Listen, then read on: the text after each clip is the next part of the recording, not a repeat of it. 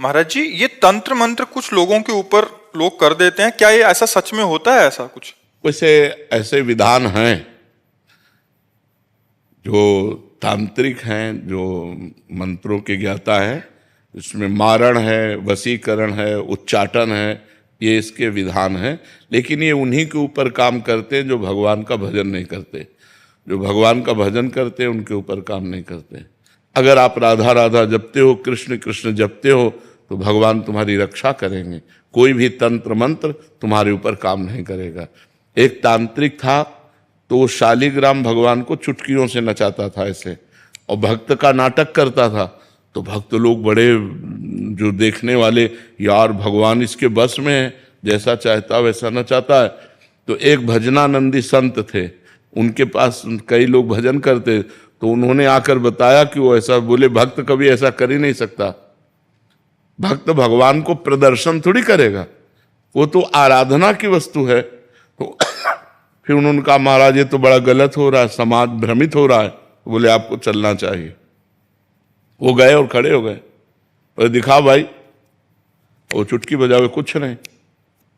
जब 100 का स्वभाव शेर हो जाता है ना, तो फिर कुछ नहीं चलता। और उनके पास भजन था और ये मंत्र का तांत्रिक था।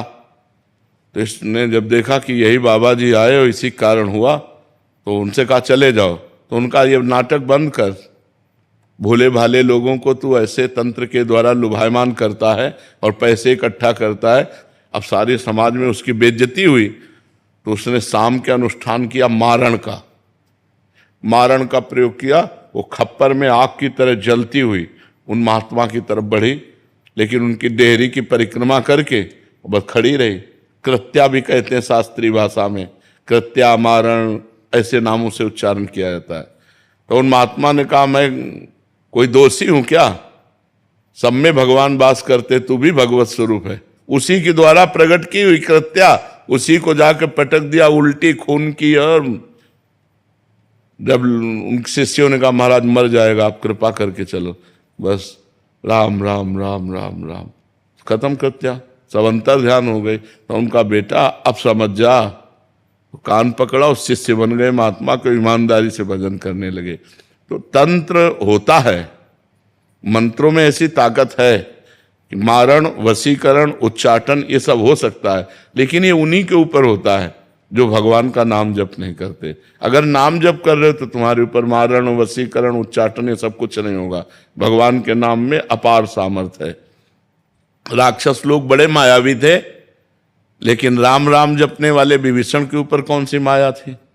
हनुमान जी के ऊपर कौन सी माया उन्होंने डाल दी? कुछ नहीं कर पाए। सिया जी के ऊपर कौन सी माया डाल दी? जो भगवान में चित्त जोड़े हुए हैं उनके ऊपर माया का कोई प्रभाव नहीं पड़ता है। ये तंत्र मंत्र तो बहुत छोटी सी बात है। एक बड़ा तांत्रिक था, वो सन्यासियों को परेशान करता था। तो धर्म सम्राट करपात्री जी उनके पास गए और कहा, नारायण नारायण नारायण, और कहा जितनी तेरे में ताकत हो अब लगा तंत्र की। चरणों में गिर गया था। बोले आपके ऊपर हमारा तंत्र कोई काम नहीं करेगा।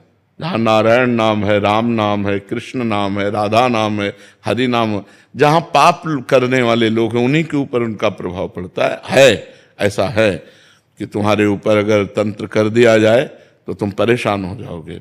तुम्हारे ऊपर मारण लगा दिया जाए तो 10 दिन में मर जाओगे। अगर 1 दिन का लगा तो 1 दिन में मर जाओगे, 1 महीने का लगा तो 1 महीने में मर जाओगे। ऐसे हैं, मंत्रों का प्रभाव है।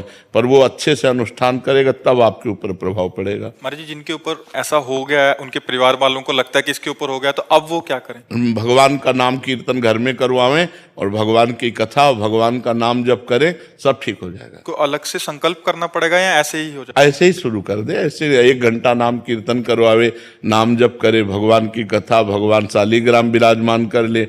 घर में नाम कीर्तन जिसमें होता है, नाम संकीर्तनम यस्य सर्व पाप प्रणाशनम, 1 घंटा नाम कीर्तन करे, कोई भी अमंगल नहीं हो सकता। महाराज जी, अभी एक